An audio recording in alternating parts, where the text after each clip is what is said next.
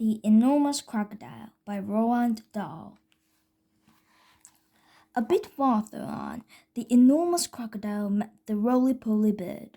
The roly-poly bird was building a nest in an orange tree. "Hello there, enormous crocodile," sang the roly-poly bird. "We don't often see you up here in the jungle." "Ah," said the crocodile, "I have secret plans and clever tricks. I hope it's not something nasty," sang the roly-poly bird. "Nasty?" cried Crocodile. "Of course it's not nasty. It's delicious. It's luscious, it's super, it's muscious, it's duper, it's better than rotten old fish. You mash it and munch it, you chew it and crunch it. It's lovely to hear it go squish." "It must be berries," sang the roly-poly bird. "Berries are my favorite food in the world. Is it raspberries, perhaps?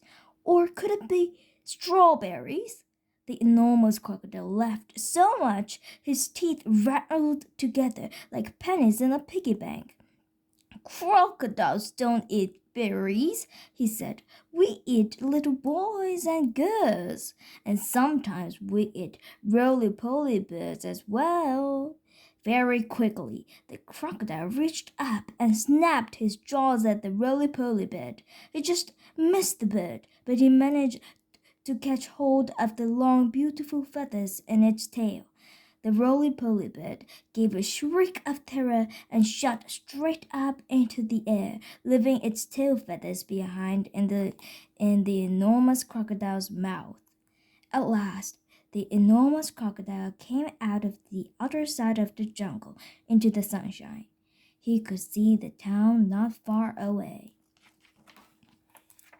"Ho, ho," he said, talking aloud to himself. "Ha, ha! That walk through the jungle has made me hungrier than ever. One child isn't going to be nearly enough for me today. I won't be full up until I've eaten at least 3 juicy little children." He started to creep forward toward the town. The enormous crocodile crept over to a place where there were a lot of coconut trees. He knew that children from the town often came here looking for coconuts. The trees were too tall for them to climb, but there were always some coconuts on the ground that had fallen down. The enormous crocodile quickly collected all the coconuts that were lying on the ground. He also gathered together several fallen branches. "Now for clever trick number 1, he whispered to himself. "It won't be long before I am eating the first part of my lunch." He took all the coconut branches and held them between his teeth. He grasped the coconuts in his front paws. Then he stood straight up in the air, balancing himself on his tail.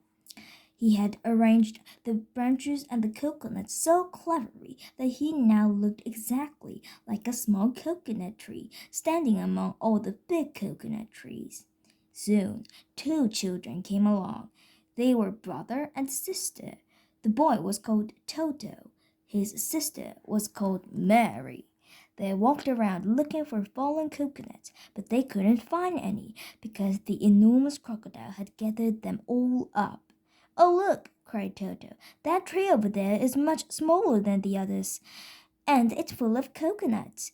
I think I could climb that one quite easily if you'd help me up the first part." Toto and Mary ran toward what they thought was the small coconut tree. The enormous crocodile peered through the branches, watching them as they came closer and closer. He licked his lips. He began to dribble with excitement. Suddenly, there was a tremendous whooshing noise. It was Humpy Rumpy, the hippopotamus. He came crashing and snorting out of the jungle. His head was down low, and he was galloping at a terrific speed. "Look out, Toto!" shouted Humpy Rumpy. "Look out, Mary! That's not a coconut tree. It's the enormous crocodile, and he wants to eat you up."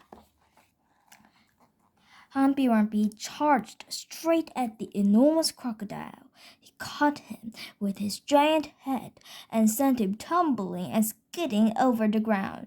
"Owie!" cried the crocodile. "Help! Stop! Where am I?" Toto and Mary ran back to the town as fast as they could. So that's the end of today's story. Did you like my story? Then push the thumbs up sign or the subscribe button, please. Bye. Thank you for listening.